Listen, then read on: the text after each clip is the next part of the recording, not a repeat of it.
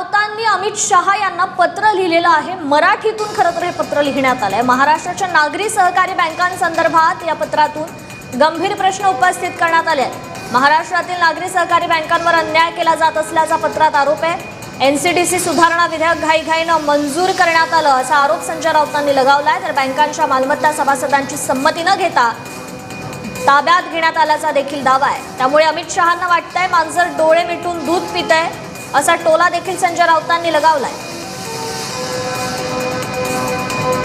अमित शहांना असं वाटतं की मांजर डोळे मिटून दूध पिते आणि त्यांनी केलेला हा प्रकार महाराष्ट्रावर अन्यायाच्या कोणाच्या लक्षात आला नाही। त्याने हा जो प्रकार केलाय महाराष्ट्रावर अन्याय करण्याचा, त्यांना असं वाटलं की हा गुन्हा पचला आणि त्याच्यामुळे ते तोंडाला लागलेलं रक्त, उठाला लागलेलं रक्त चाटीत परत दिल्लीत गेले। पण हा पचलेला नाही।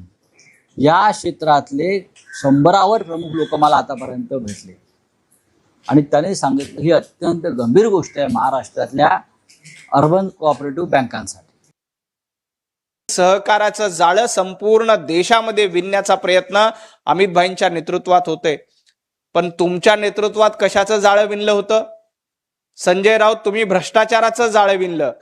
संजय राऊत आणि उद्धवजी ठाकरे यांनी टक्केवारीचं जाळं विणलं आणि तुम्ही टक्केवारीचं जाळं विणून महाराष्ट्र पोखरण्याचं काम, मुंबई पोखरण्याचं काम केलंय।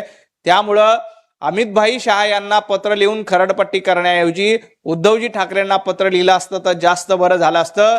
सहकार नाही तर सुहाकार एवढाच धंदा संजय राऊत आणि उद्धवजी ठाकरे यांचा आहे।